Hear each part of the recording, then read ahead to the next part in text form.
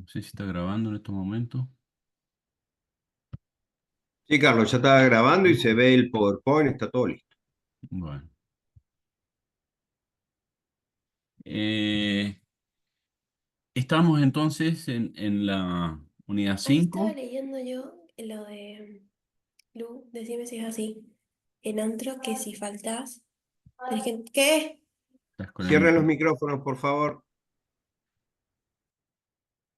Igual le vamos a ver qué es lo que hacen en antropología cuando faltan, así vienen más seguido acá. Bueno, estamos viendo la unidad 5, que es una unidad que pone énfasis en las dimensiones culturales, como, este tema de lo cultural que tanta importancia tiene en la construcción de nuestras identidades, en la cohesión social, ha ido cambiando a lo largo del tiempo.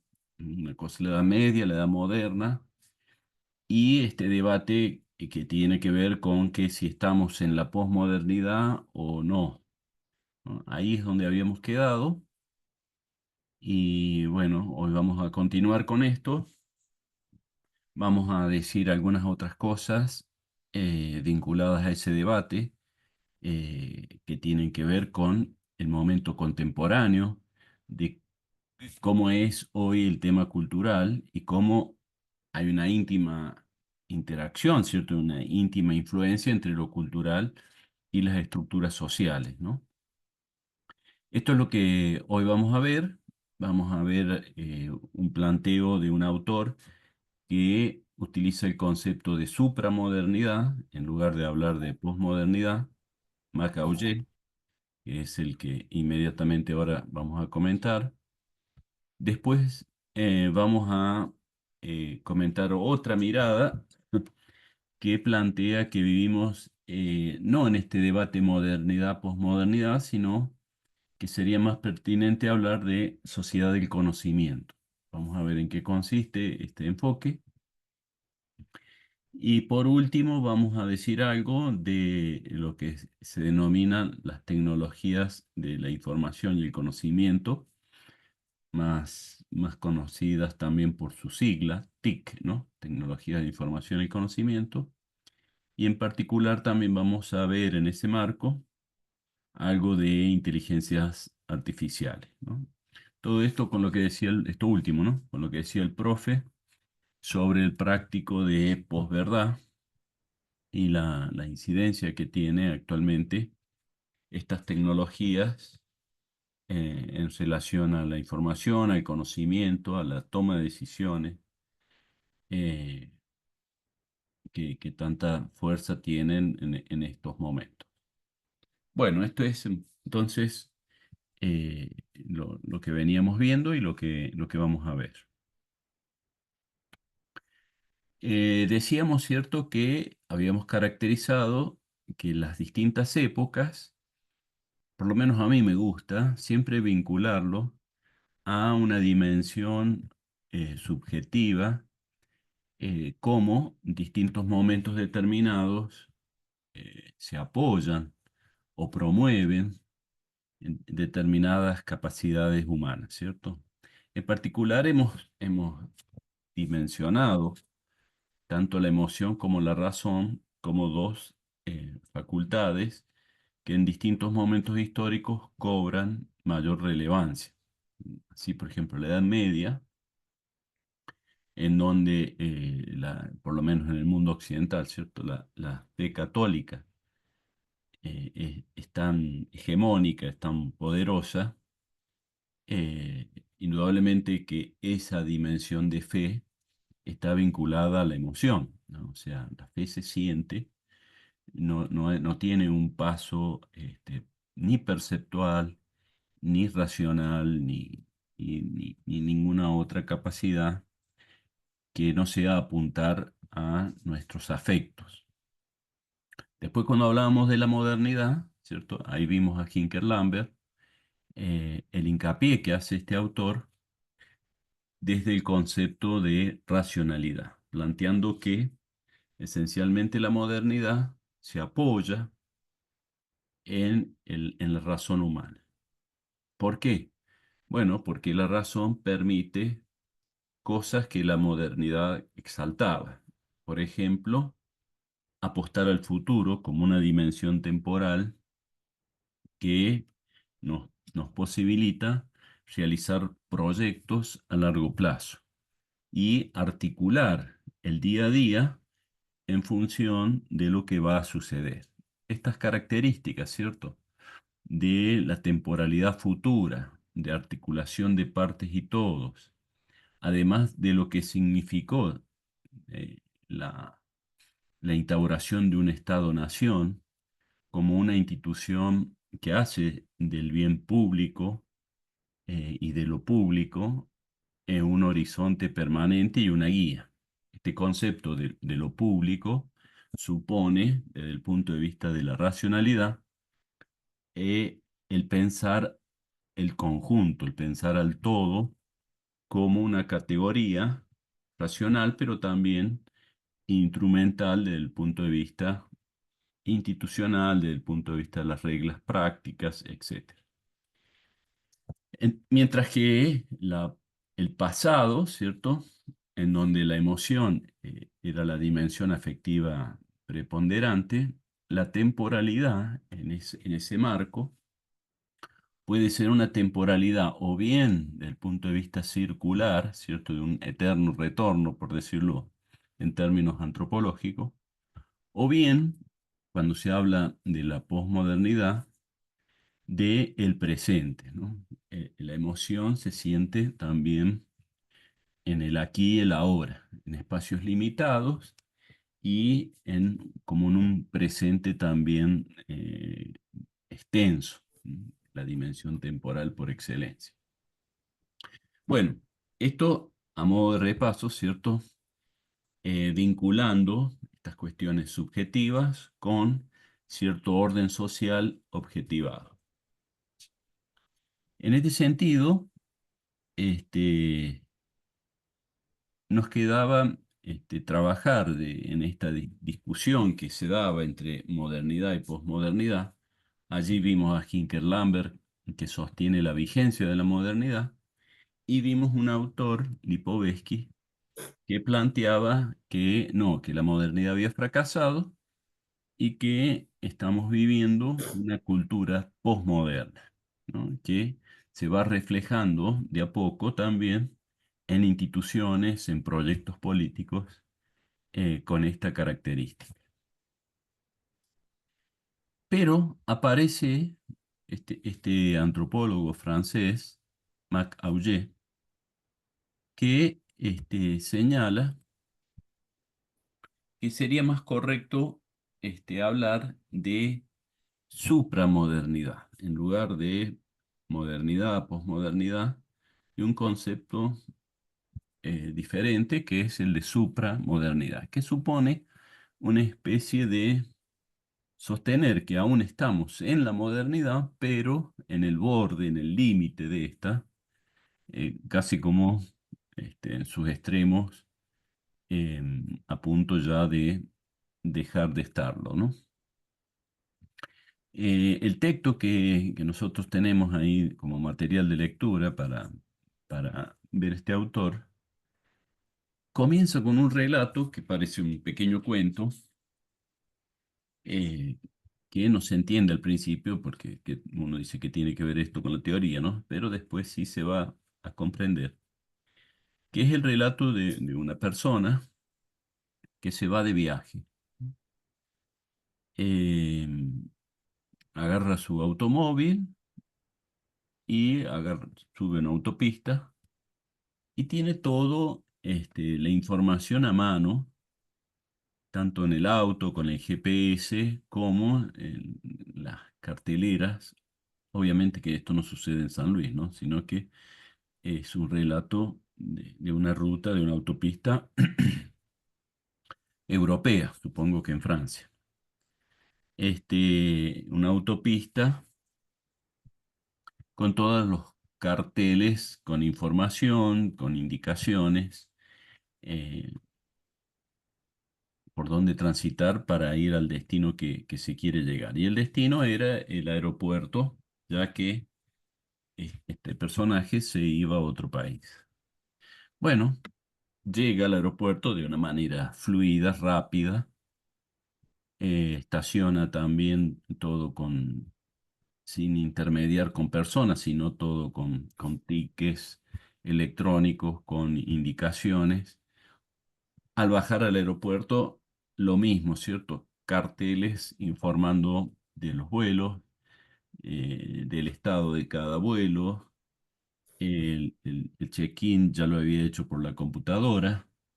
Mientras se espera, entonces, ve que su vuelo está normal, va al free shop, encuentra allí todos los productos del mundo al alcance de la mano. Y en fin, así sigue, ¿verdad? Sube al avión, agarra una revista de las que te ofrecen las aerolíneas, en donde nuevamente se anuncian productos, servicios que están al alcance también del pasajero, que tienen descuentos por las millas, etcétera, ¿no? Bueno, todo esto lo cuenta este intelectual, lo relata para mostrar cómo vivimos una época en donde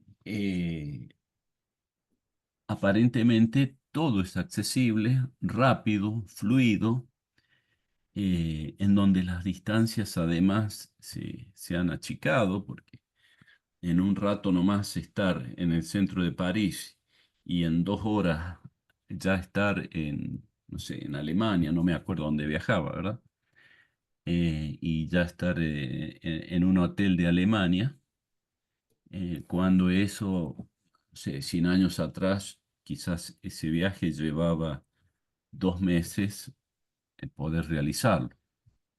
Este cambio tan profundo en nuestras vidas implica muchas cosas, implica un pensar el espacio físico de otra manera, una manera de encarar la dimensión temporal también diferente y sobre todo un nexo entre las personas y la realidad.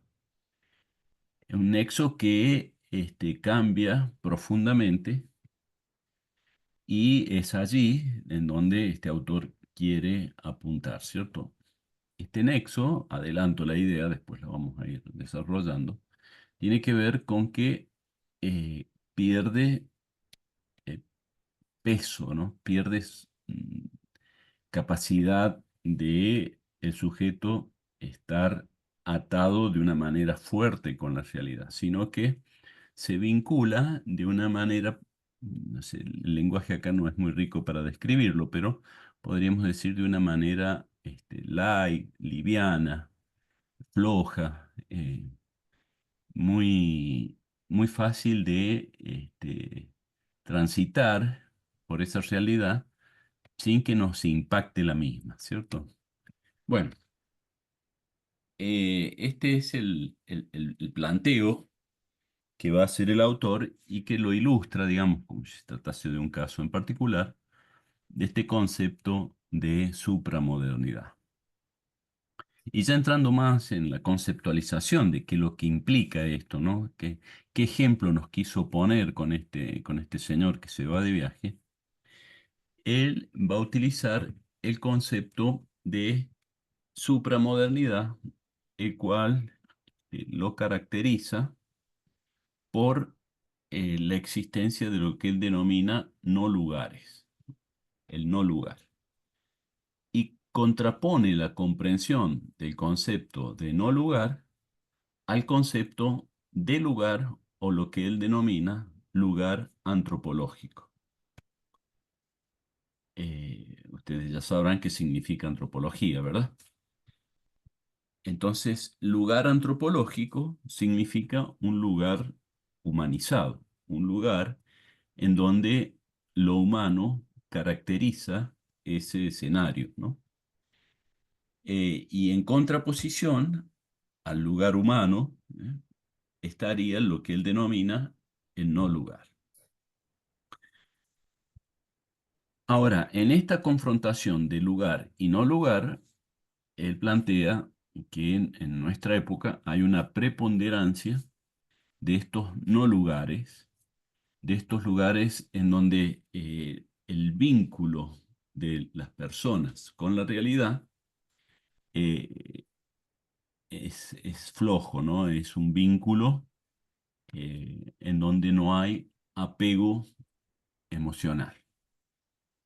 Bueno, y él caracteriza esta época, ¿cierto? En donde el no lugar tiene su vigencia, como eh, marcada por tres tipos de excesos, ¿no? Como dice acá el Powell: exceso de individualismo, exceso de tiempo y exceso de espacio. ¿Qué significa estos tres excesos? Bueno, que hay una preponderancia de individualismo, que algo ha cambiado mucho en relación al tiempo y el espacio. Este exceso del individualismo significa que claramente los lazos de identificación, de sentido de pertenencia, de que nos importe lo que le sucede al otro, de vernos en la mirada del otro, de estar preocupados por lo que le sucede al otro, es una categoría o es un estilo de vida que ya no tiene vigencia, sino que lo importante es lo que nos pasa a cada uno de nosotros. De alguna manera, ponemos como el centro, nos ponemos como centro, como eje, como lo importante nosotros, cada uno de nosotros, no nosotros, usé mal la palabra ahí porque el nosotros da cuenta de por lo menos un grupo, ¿no? Sino nosotros, cada uno de nosotros. Y él también utiliza acá una metáfora para ilustrar este individualismo y lo hace, creo que alguna vez lo he comentado ya, con lo que es ir a un restaurante y pedir la carta para elegir qué comer, ¿cierto? Ya no solicitar el menú, porque cuando uno va a un restaurante y pide el que comer, generalmente te ofrecen un menú que es un plato fijo, ¿no? Que eh, es económico porque, bueno, la cocina prepara ese menú, entonces incentiva a que se coma eso y no tener que estar preparando comida en el momento, etcétera. Pero en el menú, en la propuesta de qué vas a comer, de alguna manera te la ofrece el restaurante, ¿cierto? Hoy el menú es, no sé, estofado con pasta, ¿no? De postre tiene queso y dulce y una bebida sin alcohol. En cambio, distinto es cuando uno pide la carta y ve que puede elegir qué pedir de entrada de 15 posibilidades, ¿cierto? Empanada, vitel tonel, no sé, ensaladas, etcétera. ¿Qué pedir de plato principal? También 15, 20 posibilidades. ¿Qué pedir de postre? 10 posibilidades. ¿Qué beber? 30 posibilidades. Y de esa manera uno va eligiendo qué es lo que va a comer en un restaurante un día determinado. Bueno, con esto el autor quiere decir que en parte eh, la realidad puede generalizarse con esta actitud, ¿no? Que uno elige, sí, en fin, elige qué ropa ponerse a la mañana cuando se levanta, elige a qué hora salir, elige cómo moverse, si en colectivo, si en bicicleta, elige a dónde ir, fue a la universidad, bueno, elige qué cursar, elige qué estudiar, qué no, elige con quién juntarse, elige qué rendir, elige, ¿cierto? No hay o no habría un mandato externo, social, que nos va planteando lo que el menú, ¿cierto? Tenés que estudiar esto sí o sí, tenés que hacer aquello sí o sí. Eh, por ejemplo, en tema del estudio, hay algunas universidades en donde efectivamente el diseño curricular, es decir, las materias que se brindan, el estudiante tiene posibilidad, casi como si fuese una carta, agarrar y decir, bueno, del ciclo básico, ¿cierto? Que suele ser los 2 primeros años, yo voy a hacer esta y esta materia. Me ofrecen 30 materias y tengo que elegir, no sé, 7. Del otro ciclo, el ciclo específico, me ofrecen 50 materias y tengo que elegir 20.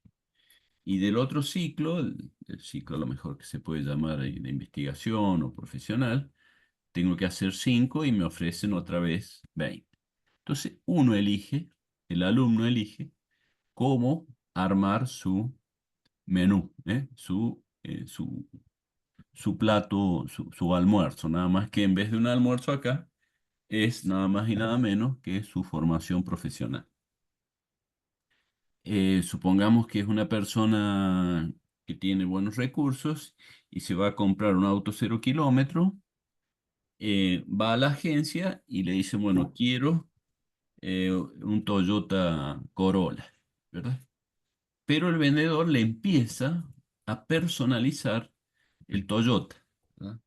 Lo quiere con estas cubiertas, con estas llantas, tiene 50 colores para elegir, butacas de este tipo de cuero, de este otro, volante así, volante asá, caja automática, caja manual, levanta vidrios de esta forma, levanta vidrios de la otra, luces así, luces asá, reflectores acá, sin reflectores, con techo movedizo, sin techo, etcétera, etcétera, etcétera. De modo que el auto que uno termina comprando es un auto que tiene de común a lo mejor el motor y la carrocería, pero después el resto se lo personalizan en virtud de el consumidor.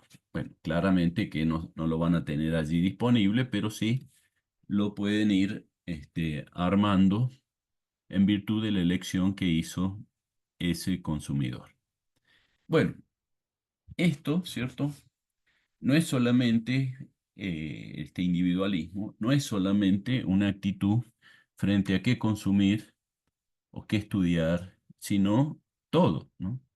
Individualismo en torno a mis relaciones afectivas, individualismo en torno a lo que fuere, uno lo va planteando desde ese lugar, ¿cierto? Es decir, es cada uno de nosotros el que elige lo que quiere, elige lo que está bien, lo que está mal, eh, y así va haciéndose de su vida.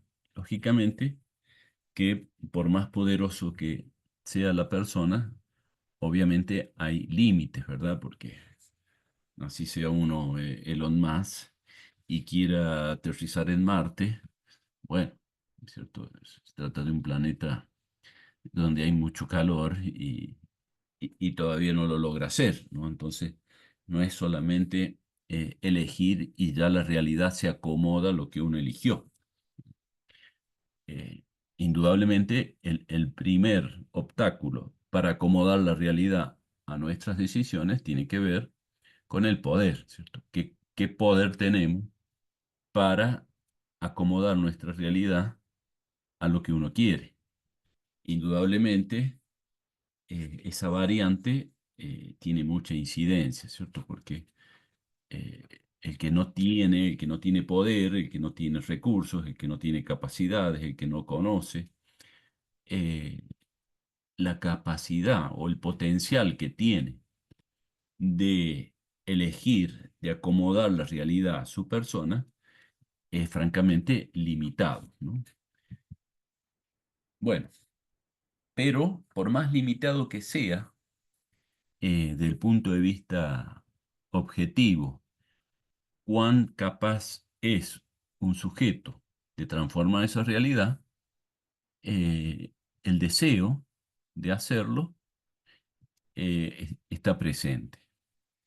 Y después vamos a terminar viendo otros autores, ¿cierto? Vamos a concluir hoy viendo cómo, además, eso se puede manipular, haciendo que la gente desee cosas que, en fin, son posibles. Se cree que efectivamente la realidad la está acomodando a su sentir, pero que en el fondo no hace más que jugar para los intereses de algún otro sector poderoso, ¿no? Como el sentir bronca, por ejemplo, eh, no sé, por cualquier cosa, ¿no? Hacia la exaltación de la bronca hoy como un elemento de frustración puede dispararse para cualquier lado, ¿no? O sea, bueno, ¿cómo hacer para que se dispare sin que esos efectos sean nocivos, sino por el contrario, que apunten a quienes los más poderosos quieren que esa bronca apunte? Bueno, esto lo vamos a ver sobre el final. No es lo que plantea Auge, ¿no? Entonces, exceso de individualismo es una de las características de este tiempo. Exceso de tiempo. ¿Qué quiere decir con que hay como una temporalidad distinta y que el tiempo, él dice, la historia nos pisa los talones? Esa frase usa. ¿Qué significa que la historia nos pise los talones? Bueno, de alguna manera significa que la historia ha perdido densidad también, ¿no? Ha perdido capacidad de reproducirse en el presente, sino que hay como un desconocimiento de lo que ha pasado antes, hay un desinterés por lo que ha pasado antes y vivimos el día a día como el tiempo, el presente, como el tiempo preponderante. Tampoco el futuro es una dimensión temporal que tiene capacidad de orientar nuestras decisiones en nuestro día a día, sino que es un tiempo acotado, es decir, bueno, ¿qué voy a hacer hoy?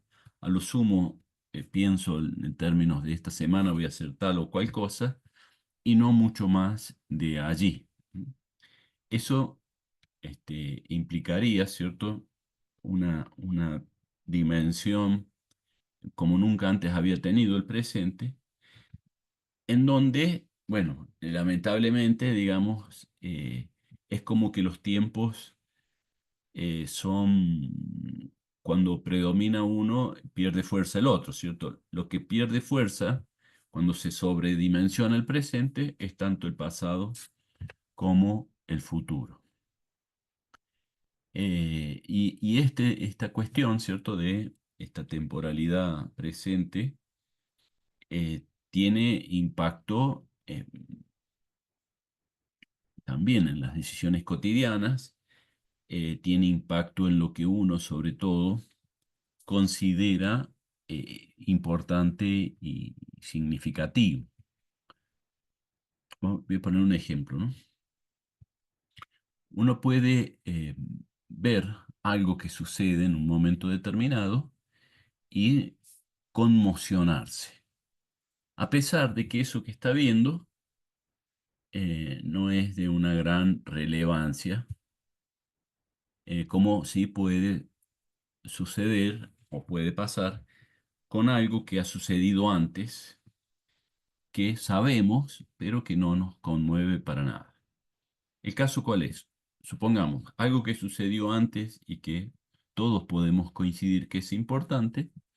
Podemos pensar, no sé, en la gesta sanmartiniana de cruzar los Andes y ayudar a liberar a los chilenos de la colonia de los españoles, ¿no? Esa gesta, eh, bueno, sobre todo para todo el país, pero sobre todo para acá, para la zona de Cuyo, ¿cierto? Gente de Mendoza, nosotros, que tantos soldados aportamos a esa gesta, sabemos, porque lo hemos visto en el colegio, que fue heroica, que fue importante, etcétera, ¿cierto? Pero, ¿cuántos de nosotros nos emocionamos en el aniversario me acuerdo si es el natalicio o la muerte de San Martín, ¿no?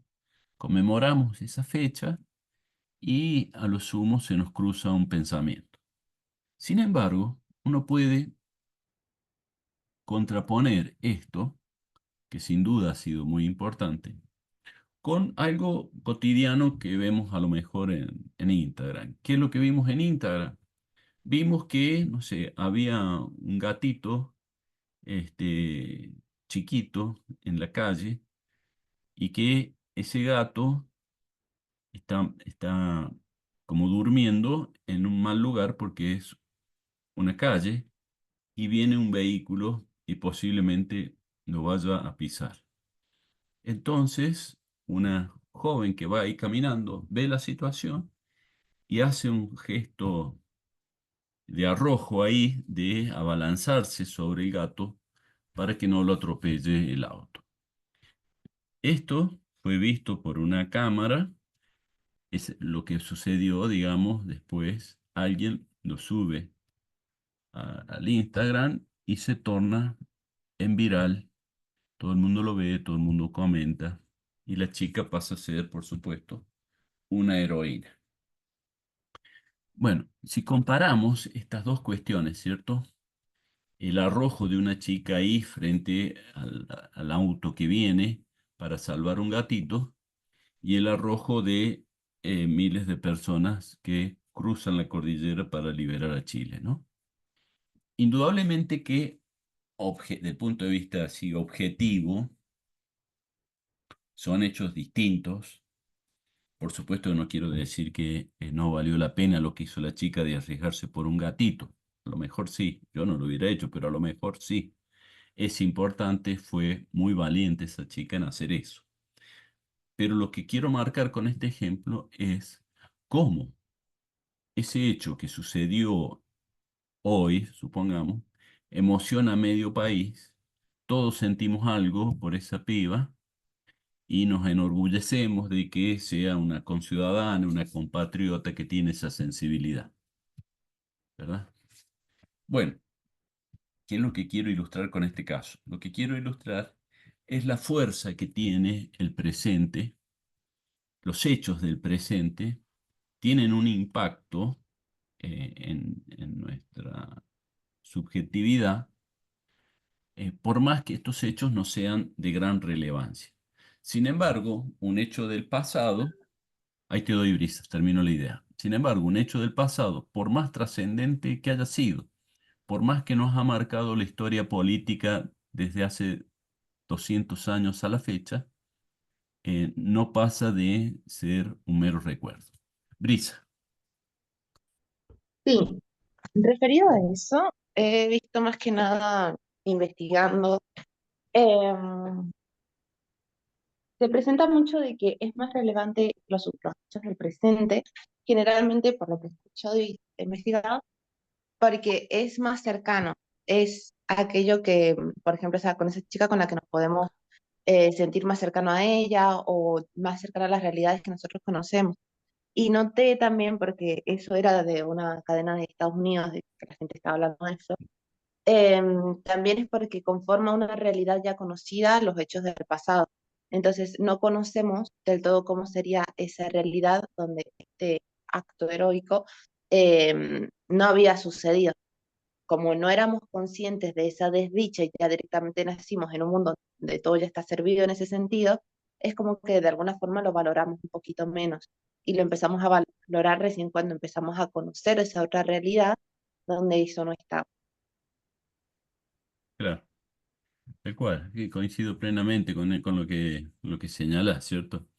Y enseguida, incluso ahora vamos a ver esto que empezaste diciendo, que es la conexión con lo espacial, ¿no? Porque señalaste de la cercanía de lo que sucede, cómo eso también nos impacta, tiene un impacto distinto, ¿cierto? O sea, no es solamente que nuestra subjetividad depende de esta cuestión temporal, sino efectivamente también, bueno, esto otro que también planteabas, de, bueno, de lo cercano, de lo actual, de lo veraz, ¿cierto? De poder ver.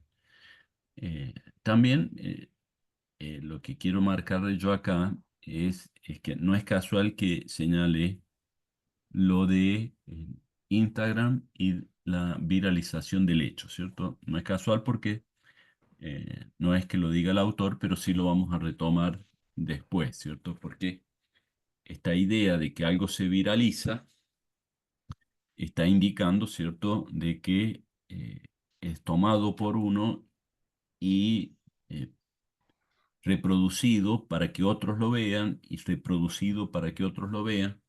Es una dimensión cuantitativa de lo que ha sucedido, ¿no? Bueno, y ya que estoy adelanto el concepto que quiero transmitir, cuando decimos viralizar, significa que se ha socializado, que alcanza una cantidad de reproducciones, pero esa reproducción no es solamente una cosa objetiva. Se reproduce porque hay sujetos que consideran que es importante. Y acá lo que yo quiero que ustedes asocien es justamente el concepto de que algo es importante y es significativo cuando muchos así lo consideran. Es decir, hay una dimensión cuantitativa de cantidad que sirve para indicar la importancia del hecho. ¿Eh? Si un evento o un suceso pasa desapercibido, se mostró, alguien subió algo a la red, pero tuvo 4 o 5 vistas nomás, bueno, indudablemente no es, no puede lograr este estatus de relevancia social. Para que algo sea viralizado, tiene que tener esta sensibilidad en muchos. Con lo cual, adelanto esto, ¿cierto? Quiero que ustedes vinculen que lo social significa estimación de importancia sobre determinados hechos en este caso. Bueno, entonces, que la historia nos pise los talones significa para Auge que vivimos como en un presente permanente, que ni el pasado ni el futuro importa. También, por ejemplo, una importancia del tema del presente como dimensión es usada eh, por los medios para dar justamente importancia a un evento. Yo recuerdo hace muchos años, ya ni siquiera me acuerdo de qué gobierno era, pero eh, había un canal importante, el canal de televisión, que no era oficialista, sino más bien era crítico del gobierno. Y se había convocado una marcha en contra de ese gobierno. ¿Qué es lo que hizo el canal este? El canal mandó sus noteros a la Plaza de Mayo y empezó a transmitir en vivo todo lo que allí pasaba, ¿cierto? O sea, dejó de pasar otras noticias, dejó de hablar de otras cosas y puso esa cámara y todo lo que iba transmitiendo el canal, digamos, situado en la Plaza de Mayo. Bueno, la convocatoria no fue importante al principio, había, no sé, 300 personas, pero al transmitir en vivo todo el tiempo eso, fue logrando que más gente se fuera sumando a esa manifestación. Con lo cual terminó siendo muy importante esa manifestación, pero en parte por esta presencia permanente de la mirada de una cámara sobre eso que estaba sucediendo. Es decir, no fue una información de 4 o 5 minutos y después vino otra información, sino que le dio permanencia a lo que allí estaba pasando. Ese acto de tornar permanente un hecho también es usado como un elemento para mostrar la importancia que tiene ese hecho, para un impacto de subjetividad que las personas le atribuyan relevancia a lo que está pasando. Si no hubiera sido así, si hubiera tomado como cualquier otra noticia que duran unos minutos y luego se pasa a otra, ese pasar a otras significa también dar importancia a otras cosas y no quedarse anclado allí con ese hecho, ¿no? O sea, hay en el tema temporal, en el tema de la persistencia en un presente de algo, un nexo subjetivo de atribuirle relevancia a eso, por más que no lo sea. Eso de exceso de tiempo. Exceso de espacio, que es la otra dimensión física, pero a la cual no podemos evitar y que mucho tiene que ver con lo que nos pasa. El autor acá recuerda esto del viaje con el que empieza este relato, ¿cierto? Bueno, indudablemente con el tiempo también. Como decía en un principio, ir a lo mejor de Francia a Alemania antes llevaba 2 meses y hoy en día en un avión se hace con check-in y todo en 2 horas, ¿no? Porque el vuelo además debe durar, no sé, media hora, 40 minutos. Eh, exceso de espacio. ¿Qué significa? Que el espacio, de alguna manera, está también al alcance de la mano, ¿no? Deja de ser una materialidad que estamos condenados a respetarla, sino que tenemos no solamente el avión, sino que tenemos el automóvil, tenemos la motocicleta, tenemos los trenes, tenemos los barcos, pero además tenemos internet, tenemos teléfono. Hoy con la tecnología podemos hablar con alguien que está en el otro lado del continente. No, el espacio físico deja de ser una dimensión que nos separa, que nos pone a unos en un lugar y a otros en otro lugar, sino que podemos, gracias a esto, insisto, ¿cierto? Gracias a los avances industriales y tecnológicos, podemos conectarnos, sentirnos en cercanía por más lejos que estemos. Yo, por ejemplo, no sé, hace 40 años atrás, venía gente a estudiar a la universidad de acá de un pueblo de 100 kilómetros nomás. Y yo les aseguro que la posibilidad de interactuar familiarmente entre ese estudiante con la familia es- era mucho más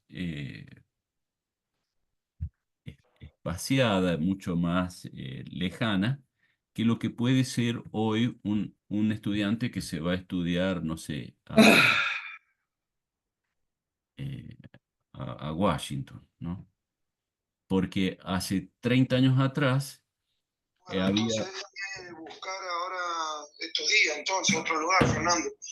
Y yo les he pagado los 12 a usted, entonces ustedes no se Micrófono, por tienen que favor. esperar. A ver si cumplen el Micrófono. mes, ¿entiendes? Yo he hecho todo lo posible, Fernando, busqué un alquiler, no hay ningún lado de alquiler. Y este hombre me quedó desocupado ese alquiler ahora a mitad del mes, me dijo. Pero bueno, ahora me salí a buscar y me voy a fijar. Por favor, el micrófono. Bueno,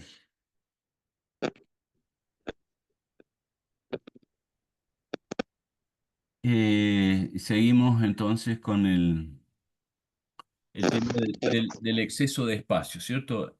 Significa que la densidad,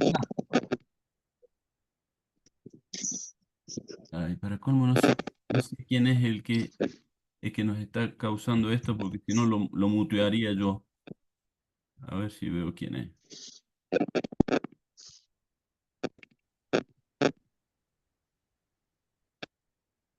Aparentemente es el tuyo, Carlos. No hay nadie con micrófono abierto. Sí.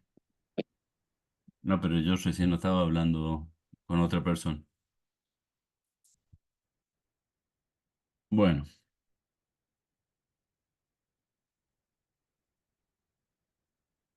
eh, entonces el espacio pierde su capacidad de separarnos y podemos realizar acciones, interacciones con otros que puedan estar físicamente muy lejos, ¿no? Y como decía recién, ahí no me acuerdo cómo se llamaba la compañera de ustedes, ¿cierto? Cómo la cercanía con alguien o la cercanía con un hecho hace que eso le transfiramos también importancia.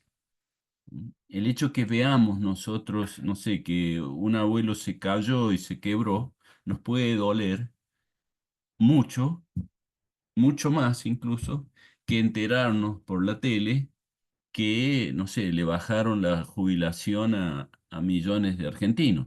Eso, como no lo vemos de manera inmediata, pasa como una información más.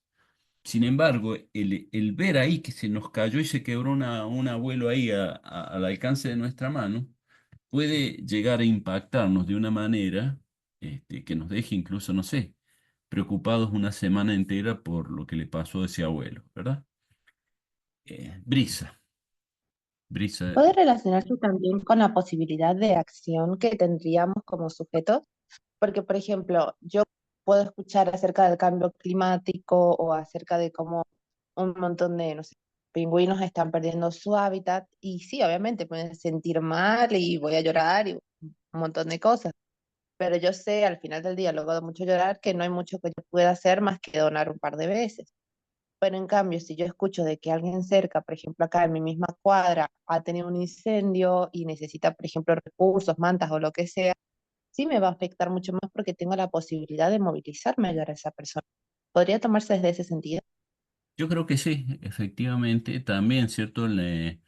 Acá, la posibilidad de nosotros de involucrarnos con lo que está pasando y nos ayuda, digamos, a transferirle importancia, sentido a ese hecho, ¿cierto? Creo que sí.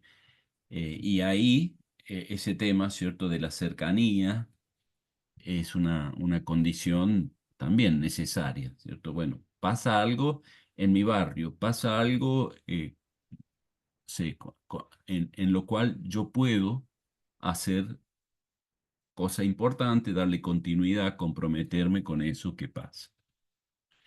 Bueno, sí, creo que sí. Eh, bueno, entonces estos tres excesos, dice el autor, individualismo, tiempo y espacio, son características de esta época contemporánea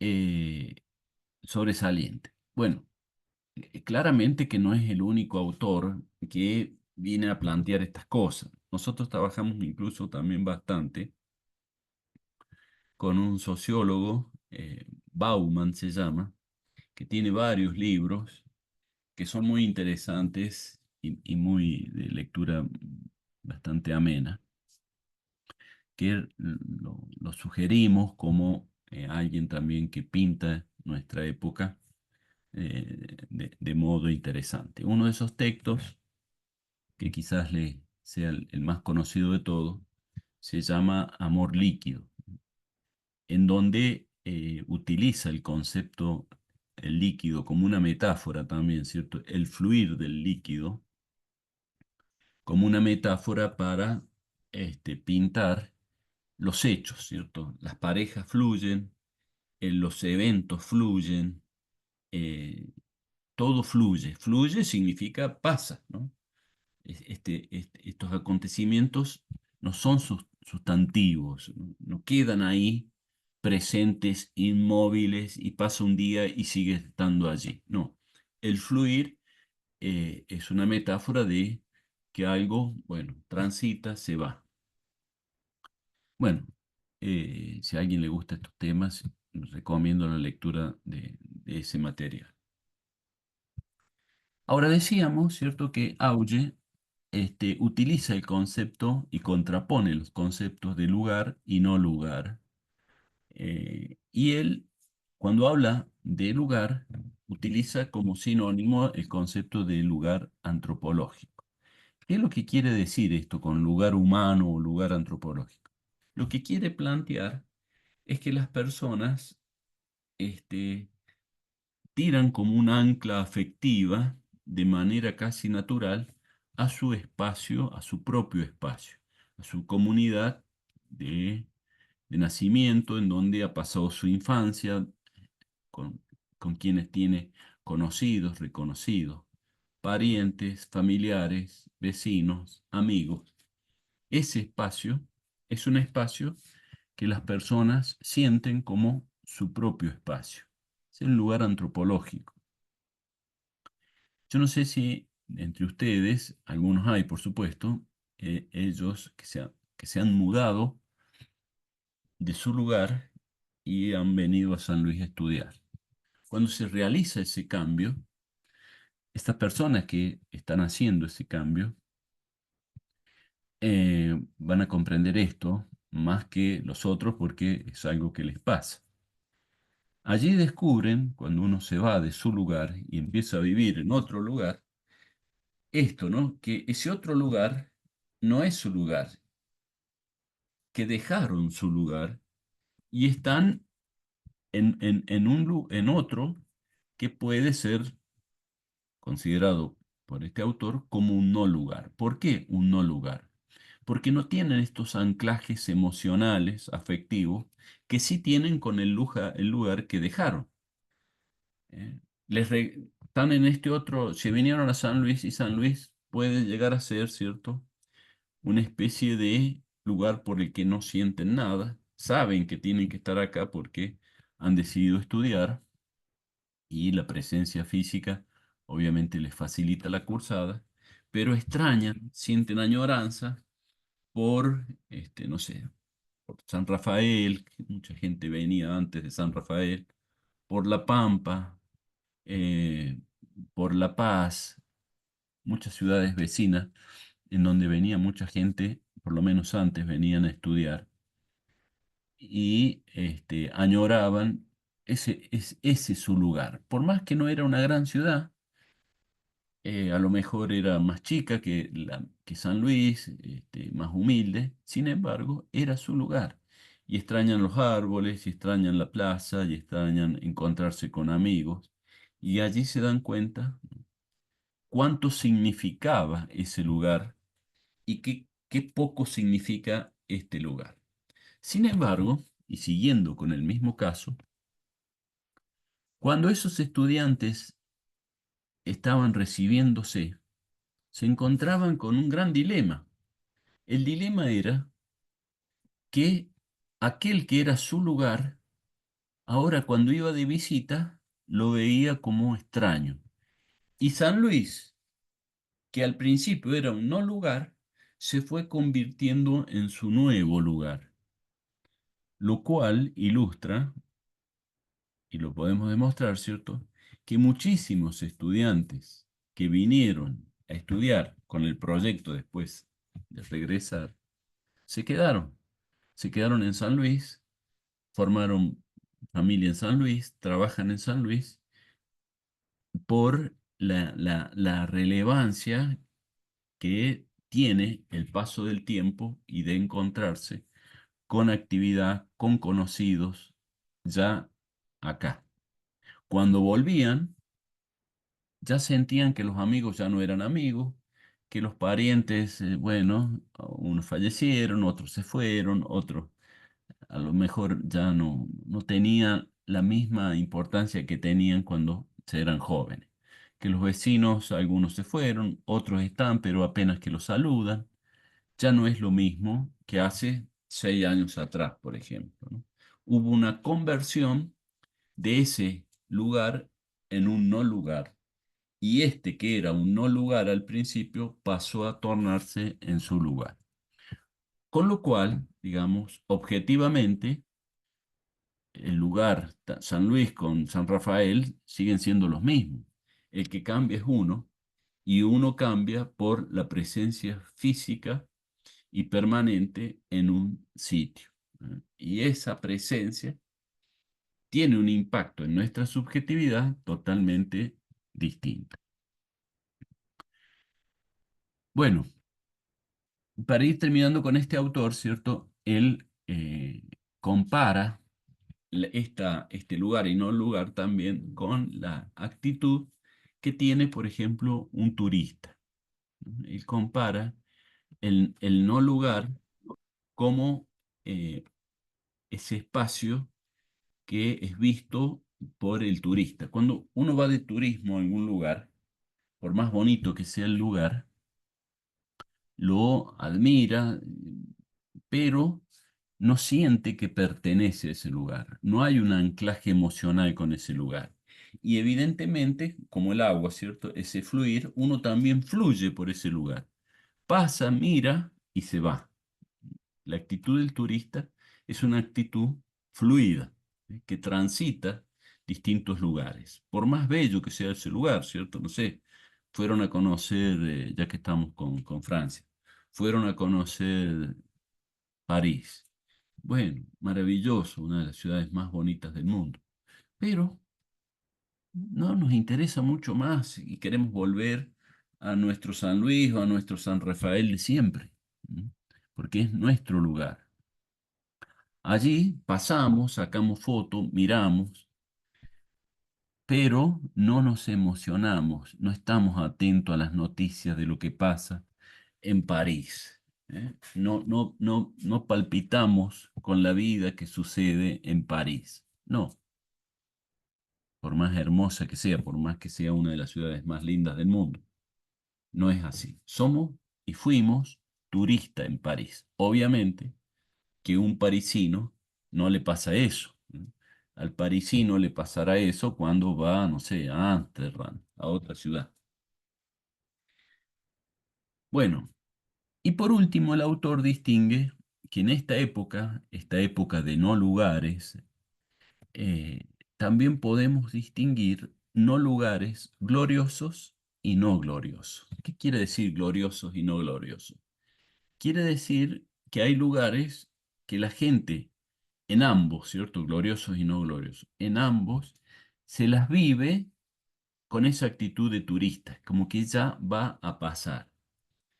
El aeropuerto, ¿verdad? El aeropuerto, la autopista, ese viaje que hace esta persona, que si mal no me recuerdo, el nombre de este personaje era Juan Pérez, ¿sí? No, pero no estoy del todo seguro. Este Juan Pérez, ¿cierto? Transita por el aeropuerto, ¿eh? Sube al avión y está un ratito en el avión, ¿eh? Va por la autopista y sabe que eso no se queda a vivir ni en el aeropuerto, ni en la autopista, ni en el avión. Es un tránsito. Pero indudablemente, o cuando va al free shop, es un lugar de tránsito glorioso, ¿m? Donde no hay dolor, donde no hay miseria, donde no hay angustia. Todo tiene su brillo, el mundo está al alcance de la mano. A eso le llama un lugar, un no lugar glorioso, ¿eh? Un shopping, un aeropuerto, no sé, un club de elite, etcétera. Sin embargo, también hay no lugares no gloriosos. ¿Cuáles son? Y por ejemplo, las villas miserias. La gente va a vivir a una villa miseria y lo hace también con una actitud de tránsito, pensando que ya va a conseguir un buen trabajo y se va a ir a vivir a otra zona, que tenga servicio, que tenga luz, que tenga seguridad. Está allí transitoriamente. La actitud no es tirar anclaje afectivo en la villa, sino tomarla como un momento transitorio. Bueno, claramente que, por lo menos en nuestro país, se tornan permanentes esas actitudes de tránsito. Hay otras, eh, hay otras muchos más espacios no gloriosos, ¿no? Los refugiados, por ejemplo, los refugiados políticos, los refugiados ambientales, los que tienen que irse porque, no sé, el agua les inundó todo el barrio y ya no pueden vivir más allí. Y si no hay ayuda del Estado, a lo mejor no pueden volver a vivir allí nunca más. Y tienen que estar en un lugar compartido por muchos como un lugar de tránsito. Bueno, la calle misma, ¿cierto? La gente que no puede pagar ya un alquiler y piensan que van a estar un tiempito en la calle hasta conseguir que, no sé, un mejor trabajo, que puedan volver a pagar un alquiler.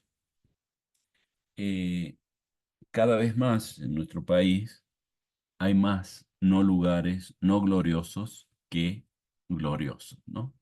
Porque indudablemente los indicadores económicos tienen mucho que ver en la transformación de lugares en no lugares no gloriosos. Bueno, este autor entonces es un autor que eh, nos relata otra mirada en la discusión si estamos en la modernidad o en la posmodernidad, y él prefiere, como decía, hablar de supramodernidad como un concepto que describe estos espacios como la preponderancia de no lugares. Pero como les dije también al principio, para muchos estamos frente o ese debate, si es moderno o no es moderno, no tiene mayormente importancia porque está sucediendo algo que no podemos negarlo, que no es tanto motivo de si existe o no existe, si predomina el espacio o el tiempo, el individuo, etcétera, sino que es la presencia cada vez más fuerte de el conocimiento como una dimensión eh, como nunca antes la había tenido en la historia de la humanidad. Y que por lo tanto conviene describir esta época como la sociedad del conocimiento. Hay muchos que plantean este concepto para describir el presente, ¿no? La sociedad del conocimiento. Bueno, veamos en qué se hace hincapié esta mirada de poner énfasis en la sociedad del conocimiento.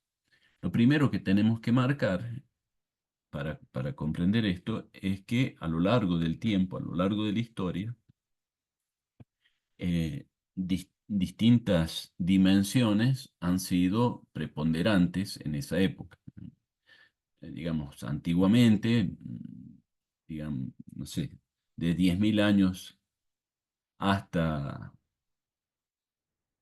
300 años atrás, la actividad agrícola ganadera, la actividad de vivir del trabajo de la tierra, la actividad también de producción de minerales, esa actividad directa del ser humano con la naturaleza, ¿cierto? Ya sea cultivando, ya sea sacando minerales, fue una actividad eh, preponderante que marcaba y marcó los recursos económicos de donde se vivía para subsistir.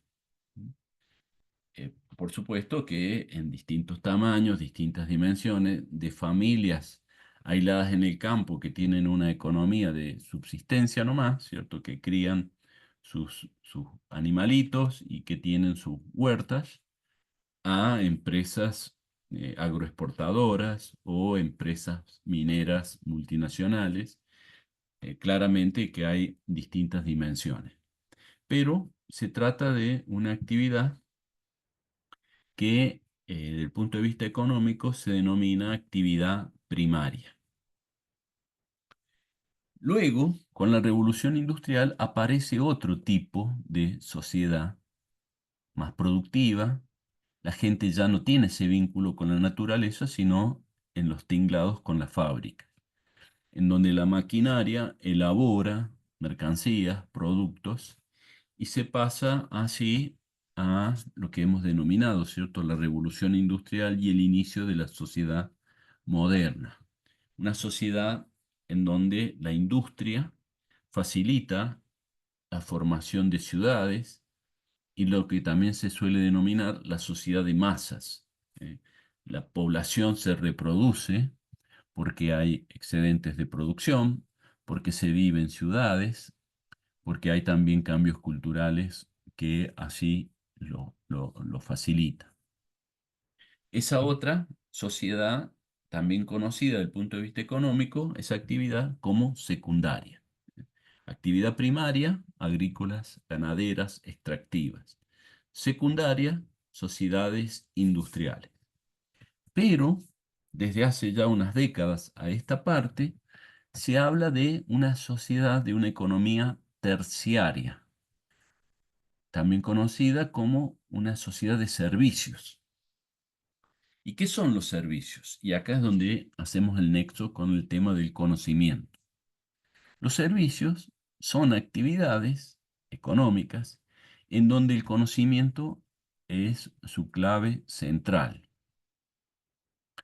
Y aquí aparecen actividades diversas también, ¿cierto? La educación, el turismo, los bancos, los sistemas financieros, eh, las bolsas de comercio, ¿cierto? La actividad comercial también, de hecho, el transporte, todo lo que sea un servicio que se brinda no es elaboración de un producto ni es transformación con la tierra, sino que se brinda alguna actividad a otro, ¿no? Y en donde el conocimiento juega un papel preponderante, ¿cierto? Si hay que destacar algunas, decimos los bancos, el comercio, la educación. Eh, Ahora, ¿por qué estoy marcando esto?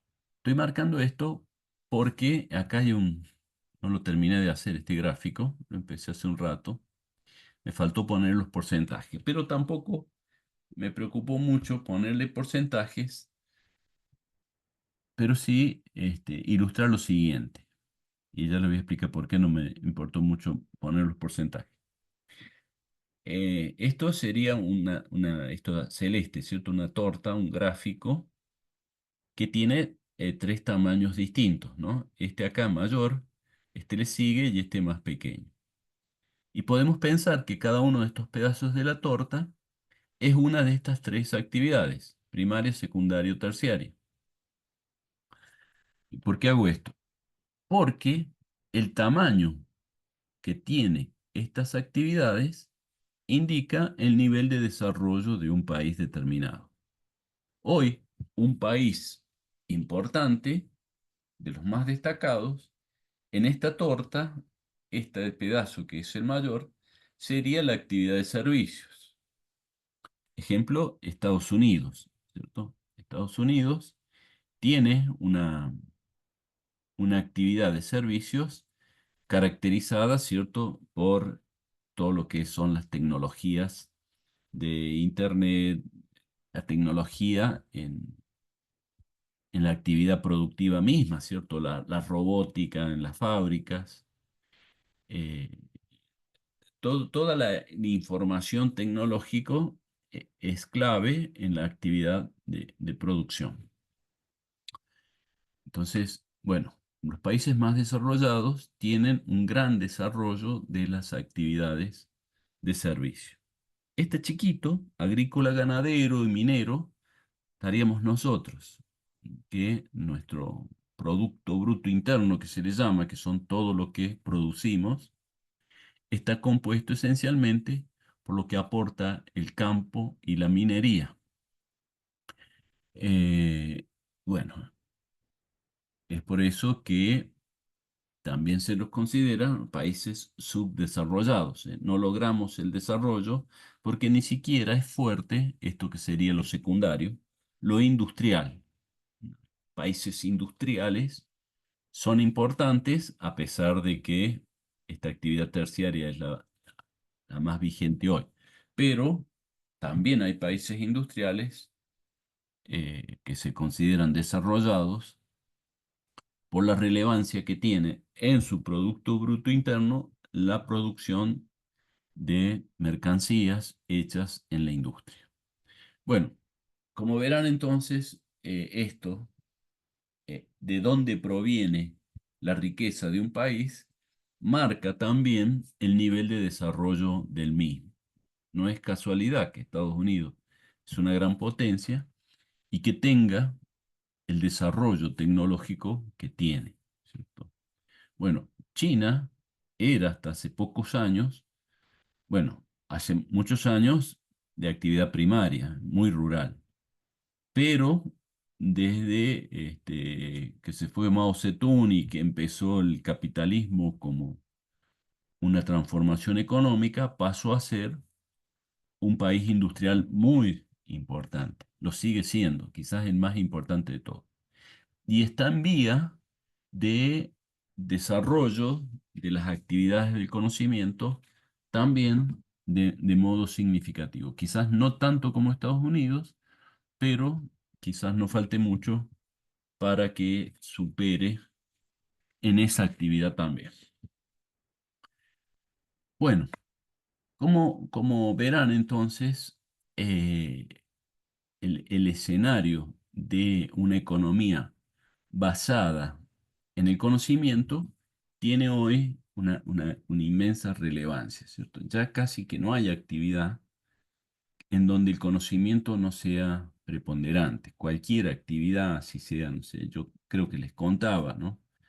En Europa hoy para ser taxista ya no basta saber manejar un vehículo. Tienes que tener cursos tomados como en turismo. ¿Por qué? Y porque un taxista es también alguien que muestra la ciudad, sabe informar qué es ese edificio, qué pasó acá, qué es ese monumento, etcétera, ¿no? Con lo cual, estar formado hoy es imprescindible, incluso en actividades que hasta no hace mucho no hacía falta. ¿Por qué? Y bueno, porque estamos viviendo, junto con este proceso de centralidad del conocimiento, en otro proceso también que se conoce como el de la globalización. La sociedad del conocimiento se da en un contexto de globalización. ¿Brisa? Pregunta, para más o menos asegurarme de que estoy tomando bien los apuntes. Mientras que antes el hombre básicamente sometía a la naturaleza o su entorno a su favor, modificándolo, que si esta roca cómo la voy a usar, etcétera. Ahora somos nosotros quienes nos estamos modificando para adaptarnos al entorno, pero más que nada es este entorno social. ¿Puede ser? No sé si puede ser lo que me estás diciendo. Lo que sí hay un cambio del nexo entre las personas y el entorno, eso es indudable, ¿cierto? Podríamos decir que teníamos un vínculo antes eh, muy primario, pues de hecho incluso se denomina actividades primarias, actividades extractivas de la tierra, del cultivo de la tierra, de los animales, de los minerales. Luego, con la revolución industrial, ya las personas no es que desaparezcan las actividades agrícolas, ganaderas y mineras, siguen estando, pero el mayor peso lo va a tener la industria elaborando con máquinas productos. Claro, Esa leche que se sacaba de una vaca, bueno, ustedes obviamente no, pero yo soy una persona que cuando era niño pasaba aparte, ahora no tampoco, pero cuando era niño vivía a 3 cuadras de la Plaza Pringle y pasaba un carro lechero que nos llevaba la leche a la casa, ¿no?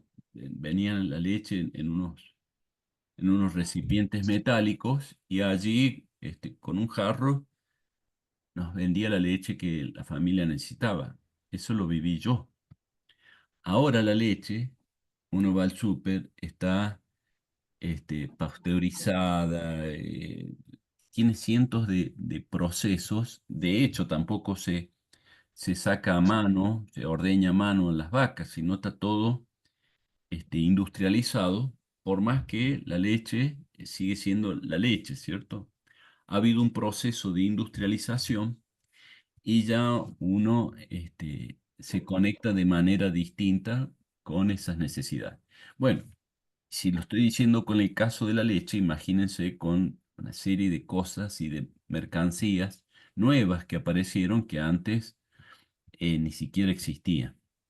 Esto significa que pasa a tener un mayor peso económico otro tipo de actividades y de productos, que son los industriales. Y un tercer giro que se da es ya lo que se denomina servicios.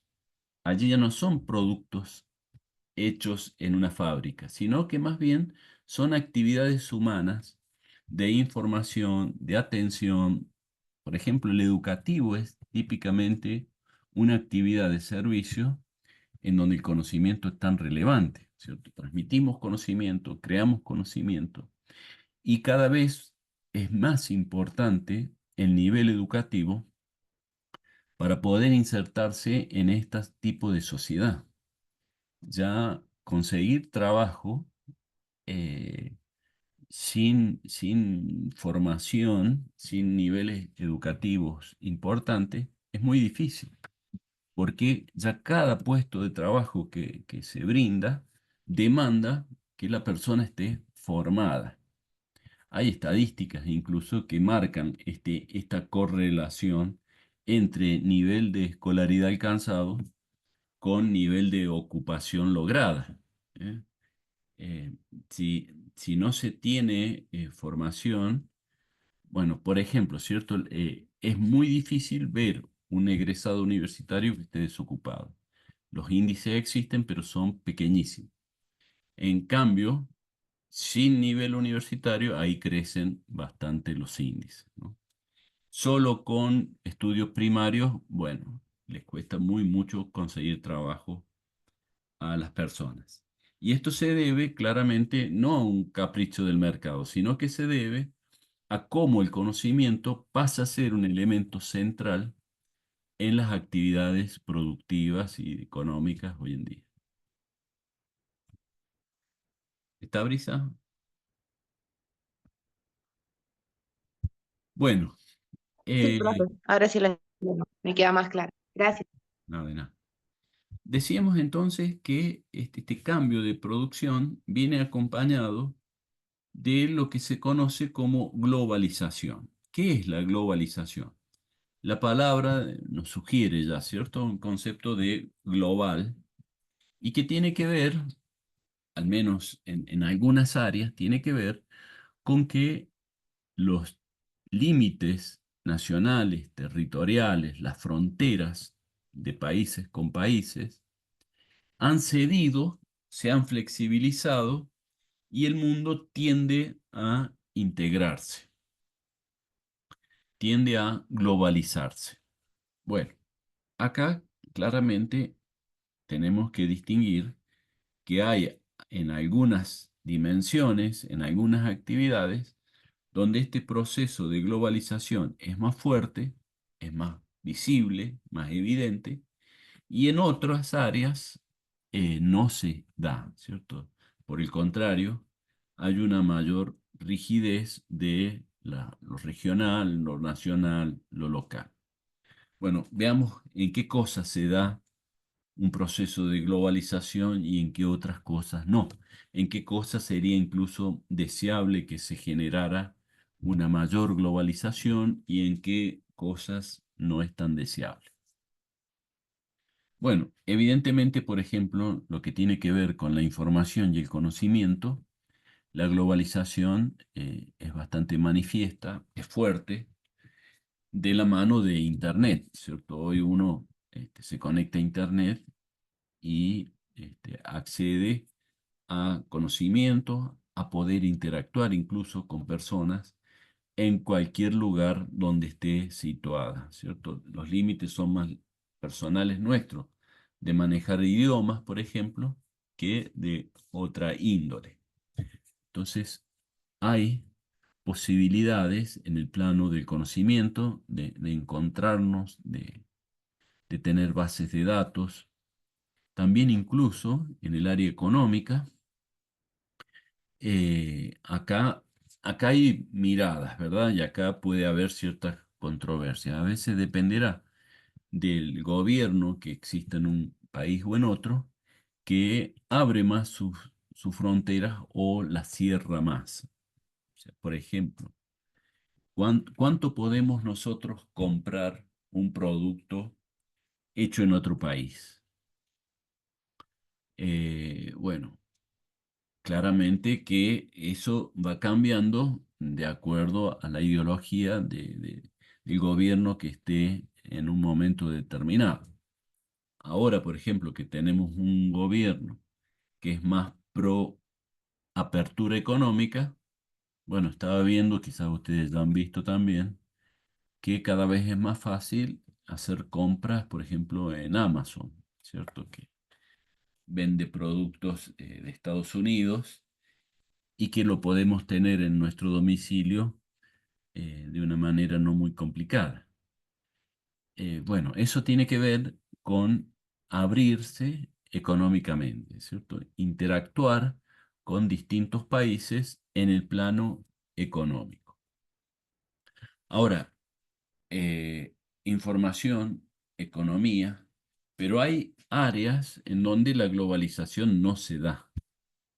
Por ejemplo, en el tránsito de las personas. No es que uno pueda, por ejemplo, de un día para otro ir y decir, bueno, me voy a vivir a Estados Unidos, ¿no? O me voy a vivir a Europa. No, ahí hay muchas restricciones. No está globalizado el tránsito humano. Sí puede transitar libremente mercancías, el conocimiento, la información, pero el ser humano no, ¿no? Vos quedate piola en tu lugar, no vengas a generar lío acá, ¿eh? No nos vengas a quitar el trabajo que hay acá. No hay un fluir y una libertad globalizada de el ser humano, ¿cierto? Ahí hay restricciones. Tampoco hay globalización de instituciones políticas. Por el contrario, las pocas instituciones globales que hay cada vez tienen menos peso, ¿no? Vimos hace unos días al presidente nuestro hablando en la ONU, Organización de las Naciones Unidas. Le hablaba a sus funcionarios, ¿no? Y no es solo porque no es un presidente muy querido, sino que le pasa a todos. Todos los presidentes que hablaron le hablaban a sus funcionarios. ¿Esto qué significa? Significa que la ONU es una cáscara, que no es una institución poderosa. Es una institución mundial, pero es casi simbólica. No tiene poder, no tiene capacidad de injerencia, no sé, en cosas que sería muy importante ponernos de acuerdo, ¿eh? Ponernos de acuerdo en la paz, en el cuidado del medio ambiente, en los delitos. Sería tan importante tener una institución global este, con poder sobre las injusticias, la arbitrariedad, el cuidado del medio ambiente, pero sin embargo esto no se da. No se da, bueno, por distintas razones. Brisa. Podría ser que su carácter de poder esté dado en una relación subjetiva en la que nosotros somos los que la hacemos poderosa porque nosotros ya sea que creemos en ella o mediamos a través de ella, pero como usted dice, la ONU es simplemente una cáscara o una fachada y lo que le damos el poder somos nosotros actuando, intercediendo por medio de ella. ¿Podría ser así? Y más o menos, fíjate, Brisa, que vos misma dijiste hace rato con otro ejemplo, la capacidad que tenemos cada uno de nosotros de involucrarnos con temas Sí, importantes, ¿no? Que es más factible en una de sí. esas hacer cosas que sabemos que son efectivas, que suceden en nuestro barrio, en nuestra escuela. Allí nuestra capacidad de generar acciones transformadoras son viables. Ahora, ¿qué capacidad tenemos cada uno de nosotros de cambiar la ONU? Cuando seguramente casi todos podríamos coincidir en que sería interesante tener esta especie de gobierno mundial que nos cuide y que evitara, por ejemplo, que no sé, que el planeta se fuera al caos por una guerra atómica, por la destrucción de la naturaleza, etc. Ahora, eh, yo creo que el poder de cada uno de nosotros es siempre, en última instancia, vamos a estar atrás. Pero hay instancias intermedias, organizaciones, partidos políticos, ONG, distintos grupos de redes sociales que sí pueden traccionar para orientar los esfuerzos individuales. Es muy difícil que individualmente podamos tener impacto. Lo que sí puede tener impacto es avanzar en organizaciones intermedias, ¿no? Ir organizando a partir de nuestros intereses, aportando allí para ir dándole fuerza a nuestra voz. Omar, te veo con ganas de participar, ¿puede ser? Gracias, profe. Con eso me queda claro. Eh, No, nada que agregar puntualmente, no. No, no. Vos que sos historiador y geopolítico, ¿qué decís de la ONU y La el ONU, poder mundial? el tema es que las Naciones Unidas sí tienen poder, pero es un poder concentrado por las potencias, ¿no? Por el Consejo de Seguridad. Y bueno, hay potencias que tienen capacidad de veto y van marcando la agenda, digamos, ¿no? No hay mucha alternativa, ¿no? Y, y en gran medida sí, se ha transformado en algo que es como una especie de tribuna, pero que no marca lo que es el poder. Sí, todos pueden ir en una relación de igualdad formal, pero se sabe cuáles son los países que pueden impulsar una política, digamos, ¿no? Y son que se está reequilibrando, digamos, en algún sentido, y después, bueno, no necesariamente se va a traducir en las Naciones Unidas, pero lo maneja el grupo de potencias principales, ¿no? Son las que tienen capacidad de veto, digamos, también. Exactamente, sí. El tema es que estas potencias, digamos, no son amigables entre ellas, ¿no? Y nos meten a nosotros en problemas y que nadie quisiera. ¿Quién puede desear una guerra nuclear? Nadie, ¿no? ¿Quién puede desear la destrucción del planeta? Nadie. Sin embargo, son cosas que bien están sucediendo, como el tema del medio ambiente, o bien que son una amenaza allí muy latente, muy peligrosa, que puede llegar a suceder, y que uno no puede hacer mucho, ¿no? Simplemente ser testigo de esta locura de los poderosos, ¿no? No es lo mismo. Claro, el tema de las armas nucleares, cuando fueron desarrolladas en el curso de la Segunda Guerra Mundial, obviamente apuntaba en lo inmediato a tener una supremacía estratégica, y de hecho fueron usadas una única vez por Estados Unidos contra Japón.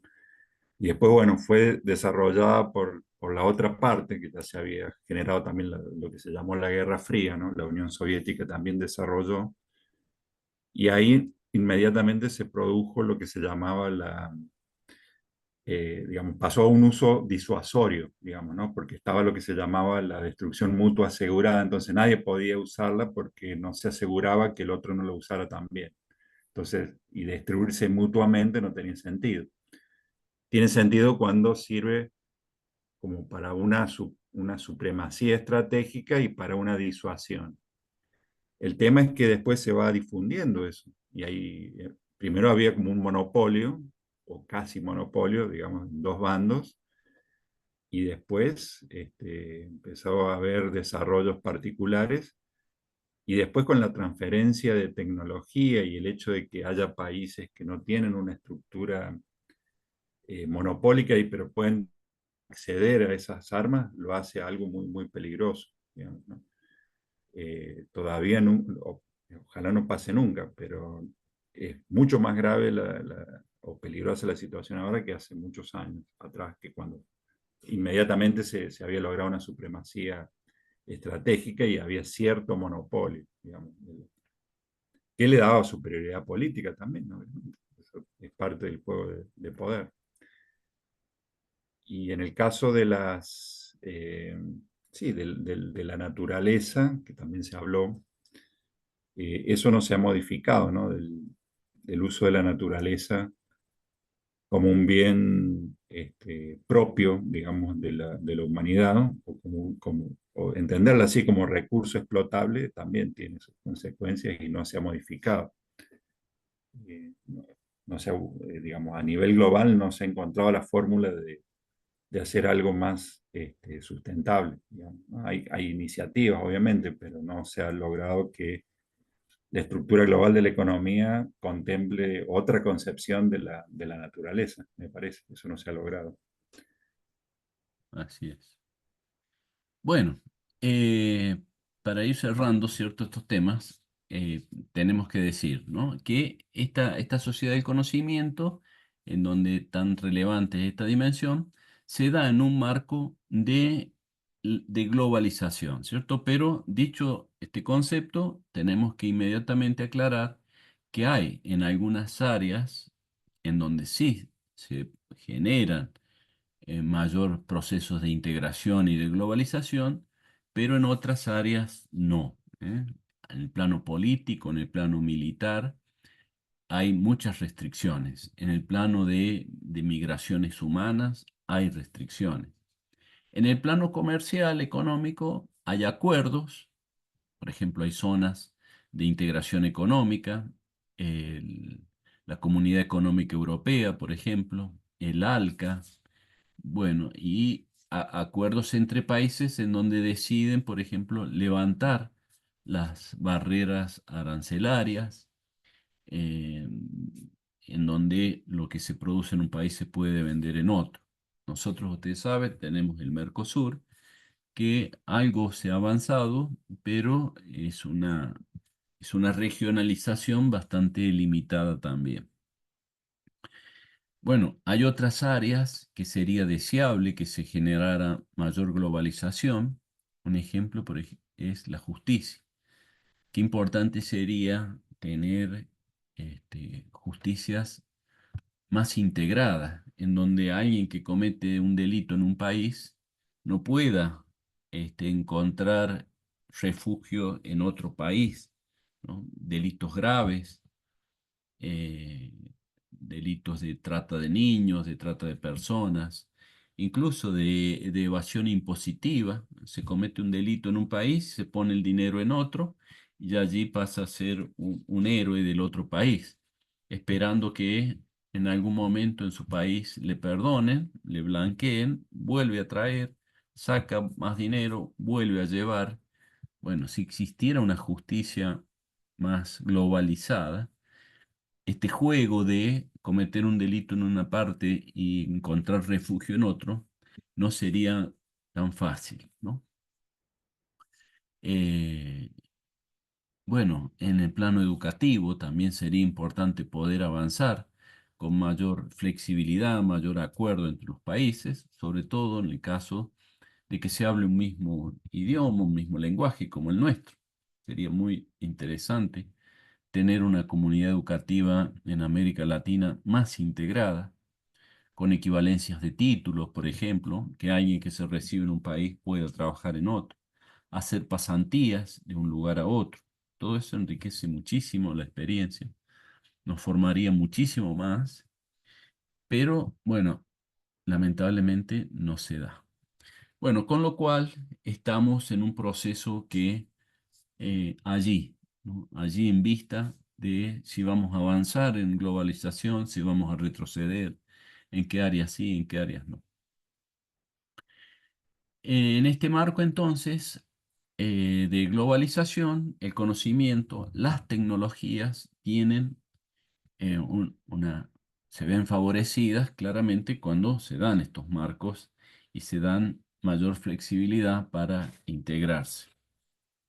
Las TICs, las tecnologías de la información y del conocimiento, que es algo que vamos a ver la clase que viene, eh, tienen cada vez mayor relevancia y tienen sus lados positivos y sus lados negativos. Esto es lo que vamos a ver en profundidad la clase que viene, ¿no? ¿Qué cosas nos benefician las TIC y qué cosas son de cuidado? Un elemento muy importante que todos hemos vivido y que lo podemos marcar como en algunos aspectos positivos, tuvo que ver con lo que vivimos durante el COVID, que significó un proceso de aislamiento muy importante, ¿cierto? Que justamente el aislarnos, el aislamiento obligatorio como una medida para evitar el contagio, es todo lo contrario a la globalización, ¿cierto? Es restringirnos a nuestro espacio doméstico, quedarnos allí y salir lo menos posible, etc. Allí, sin embargo, mucha de nuestra vida cotidiana pudo continuar gracias a las tecnologías vigentes hoy en día, ¿cierto? Gracias al teléfono, gracias a Internet, pudimos seguir estudiando, muchos trabajos pudieron continuar llevándose a cabo y hubo también, por supuesto, mucha transformación que se gestó y se acentuó a partir de entonces, ¿no? De hecho, nosotros mismos, estas clases virtuales que damos, no las dábamos antes del COVID. Empezaron allí con la utilización de el aula virtual. Primero hacíamos clases que grabábamos y las subíamos al aula virtual, y después con el Zoom, que permite una actividad más de interacción. Eh, bueno, no solamente en el plano universitario, sino también en otros ámbitos, la, la comunicación, las tecnologías facilitaron y permitieron que el COVID no fuese tan letal también en la vida de subsistencia, ¿no? Por todo el tiempo que llevó, bueno, encontrar las vacunas, vacunarse, y poder disipar los efectos de esta enfermedad tan dañina, tan masiva, tan, tan antisocial, ¿no? Porque si algo tuvo el COVID fue atacar la interrelación humana como ninguna otra, ¿no? Por esto de que el contagio se daba en el contacto humano, ¿no? La cura era aislarse, una cosa terrible, terrible, que aún hoy hay consecuencias psicológicas que ha dejado esta etapa. Bueno, no sé si alguien quiere comentar algo de esto, pero yo no avanzaría sobre otro tema, pero sí quedan unos minutos por si alguien quiere decir algo.